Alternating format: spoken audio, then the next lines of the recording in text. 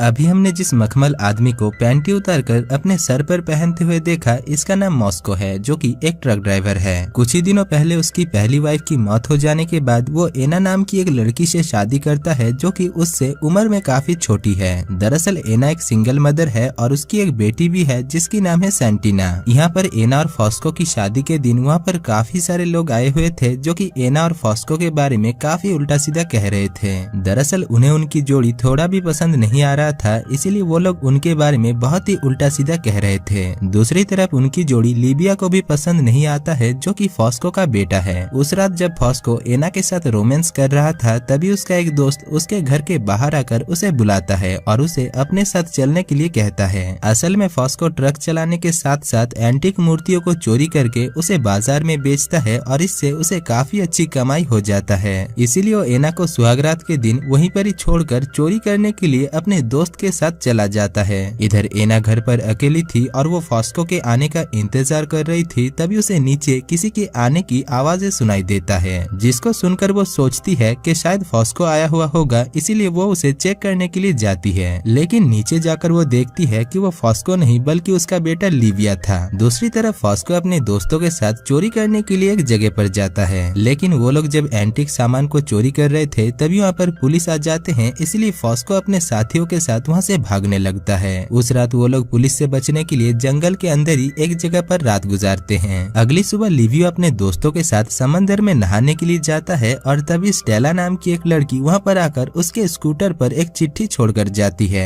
असल में Stella Livio से प्यार करती है, लेकिन लिवियो उसे भाव नहीं देता। साथ ही साथ लिवियो के ऊपर स्टेला की प्यार को देखकर उसके दोस्त भी उसका काफी मजाक उड़ाया करते थे। एक रात जब लिवियो बैठा हुआ था, तभी वो सुनता है कि गाँव के सभी लोग फॉस्को और एना के बारे में बहुत ही उल्टा सीधा कह रहे थे, जिसको सुनकर उसे काफी बुरा लगता है, लेकिन वो उन लोगों को कुछ भी नहीं कहता। इसके बाद फॉस्को और एना जब हनीमून से वापस आते हैं, तभी एना अपनी बेटी सैंटिना के साथ मिलकर काफी खुश होती है, लेकिन उसे फॉस्को की कुछ बर्ताव अच्छा नहीं लग रहा था, इसीलिए वो इसके बारे में फॉस्को की बहन के साथ बात करती है। वो उससे कहती है कि फॉस्को अपने बेटे लिवियो के साथ अच्छा बर्ताव नहीं करता है और उसे हर बार नीचा दिखाने की कोशिश करता है, जो कि मुझे अच्छा नहीं लगता। दूसरी तरफ फॉस्को लिवियो को गधे की तरह काम करवाता था और मौका मिलने पर उसकी बेइज्जती करने में थोड़ा भी कसर नहीं छोड़ता था, जिसको देखकर एना को फॉस्को के ऊपर काफी गुस्सा आता है और रात में वो फॉस्को से इसके बारे में बात करती है, लेकिन फॉस्को उसे बताता है कि वो ना तो लिवियो का वकील है और ना ही उसकी माँ, इसीलिए वो उसे लिवियो के बारे में सोचने से मना करता है और उन दोनों के रिश्ते के ऊपर ध्यान देने के लिए कहता है।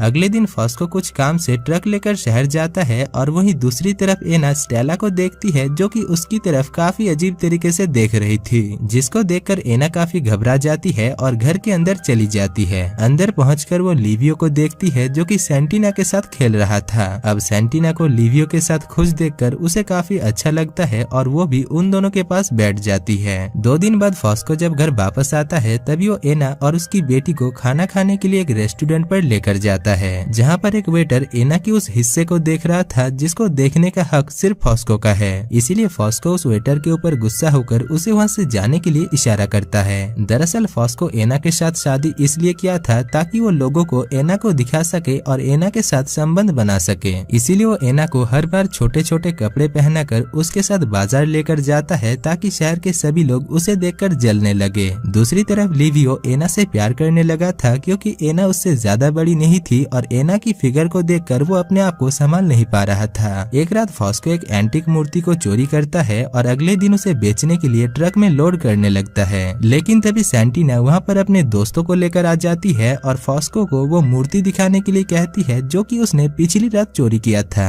अब क्योंकि सैंटिना अपने साथ अपने दोस्तों को भी लेकर आई थी, इसलिए फॉस्को ने अगली रात जो चोरी किया था ये बात शहर के सभी लोग जान जाते हैं, क्योंकि छोटे बच्चे और खास करके लड़कियों के पेट में बात ज्यादा देर तक नहीं पचती। इसीलिए फॉस्को सैंटिना की गलती उसकी माँ यानी एना के ऊपर उतारता है और उसे काफी उल्टा सीधा गालियां देता है। दूसरी तरफ लिवियो भी ये सब कुछ सुन रहा था, इसलिए वो अपने पिता यानी फॉस्को से कहता है कि इसमें एना की कोई भी गलती नहीं है, जिसके बाद फॉस्को एना को छोड़कर लिवियो के पीछे पड़ जाता है और उसके साथ बहस करने लगता है। अगले दिन फॉस्को कुछ एंटीक सामानों की तस्करी करने के लिए कुछ दिनों के लिए घर छोड़कर शहर जाता है और वहीं दूसरी तरफ इस मौके का फायदा उठाते हुए लिवियो एना के साथ वक्त गुजारने लगता है और वो दोनों काफी अच्छे दोस्त बन जाते जाते हैं। एक दिन गर्मी की वजह से जब उस कॉलोनी के सभी लोग पानी से खेल रहे थे, तभी लिवियो भी एना को पानी में भिगोकर उसके साथ खेलने लगता है। इसी दौरान वो दोनों काफी करीब आ जाते हैं और लिवियो एना की पूरे बदन पर हाथ रखता है। तभी उसके पास कुछ औरत आकर उसके साथ मजाक करने लगते हैं और मजाक मजाक में वो लोग लिवियो के साथ जबरदस्ती करने लगते हैं। दूसरी तरफ एना भी ये सब कुछ देख रही थी और उसे यहाँ पर ऐसा लगता है कि वो भी लिवियो के ऊपर अट्रैक्ट हो गई है। खैर, इसके बाद एक दिन एना को पता चलता है कि एंटीक सामानों की तस्करी करते हुए फॉस्को को पुलिस ने पकड़ लिया है, जिसको सुनने के बाद वो काफी घबरा जाती है और फॉस्को से मिलने के लिए जेल जाती है। वहाँ पर पहुंचकर फॉस्को उसे बताता है कि वो 2 दिन के अंदर जेल से छूट जाएगा, लेकिन 2 दिन बाद भी जब वो घर वापस नहीं आता तभी एना फिर से जेल जाती है और फॉस्को के सामने रोने लगती है। पर फॉस्को उसे यहाँ पर शांत करने के बजाय उससे कहता है कि अगली बार जब तुम यहाँ पर आओ तो अच्छे कपड़े पहन कर आना ताकि तुम मुझे खुश कर सको। खैर, इसके बाद एना फॉस्को के कई सारे दोस्तों के पास जाती है और फॉस्को को जेल से रिहा करने के लिए उनसे मदद मांगती है, लेकिन वहाँ पर कोई भी उसकी मदद करने के लिए तैयार नहीं होता। जिसके बाद वो घर वापस आती है और देखती है कि वहाँ पर किसी को भी फॉस्को के जेल जाने का दुख नहीं था और वो लोग लिवियो के बर्थडे पार्टी को सेलिब्रेट कर रहे थे।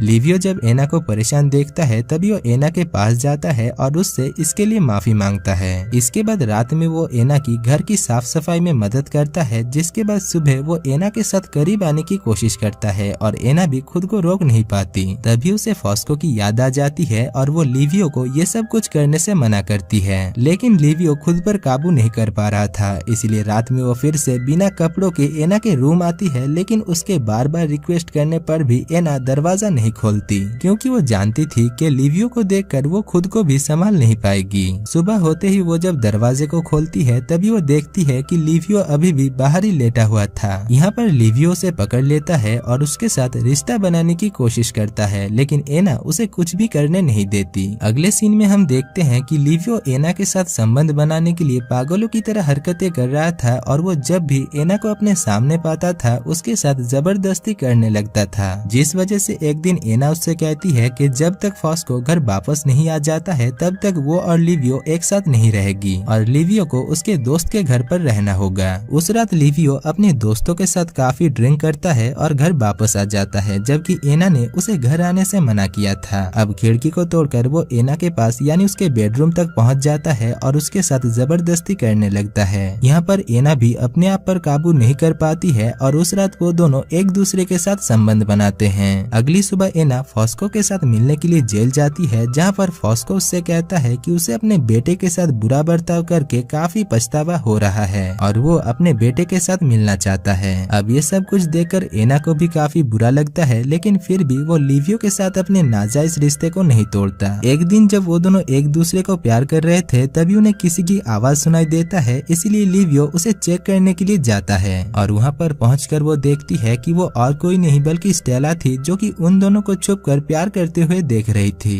अब क्योंकि स्टेला उन दोनों की इस नाजायज रिश्ते के बारे में जान चुकी थी, इसलिए इसके बारे में सोचकर एना काफी परेशान हो जाती है, लेकिन लिवियो से बताता है कि स्टेला एक पागल लड़की है और उसकी बात पर यहाँ पर कोई भी भरोसा नहीं करता। जिसके बाद वो दोनों फिर से एक दूसरे के साथ मदहोश हो जाते हैं। इसी बीच एक दिन एना को पता चलता है कि अगले दिन फॉस्को जेल से छूटकर घर वापस आ रहा है, जिसको जानने के बाद वो और भी ज्यादा परेशान होकर फॉस्को की बहन के पास जाती है और उसे उसके और लिवियो के नाजायज रिश्ते के बारे में सब कुछ सच सच बता देती है। अगले दिन फॉस्को जेल से छूटकर घर वापस आता है और अपने आजादी की खुशी में जश्न मनाने लगता है। इसी बीच वो नशे की हालत में बीच पर जाता है, जहाँ पर उसे स्टेला मिलता है, जो कि एना और लिवियो के नाजायज रिश्ते के बारे में उसे सब कुछ बता देती है। अब सब कुछ जानने के बाद फॉस्को पूरी रात सिर्फ शराब पीता है और जब उसे घर वापस लाया जाता है तभी लिवियो समझ जाता है कि फॉस्को को उसके और एना के रिश्ते के बारे में सब कुछ पता चल गया है, इसीलिए वो एना और अपने पिता को वहीं पर ही छोड़कर वहाँ से चला जाता है। इसके बाद मूवी के आखिर में हम देखते हैं कि लिवियो एक खूबसूरत लड़की के साथ शादी करता है, लेकिन वो अभी भी एना से प्यार करता है और एना भी उसे चाहती है और दोस्तों मूवी यहीं पर ही खत्म हो जाती है।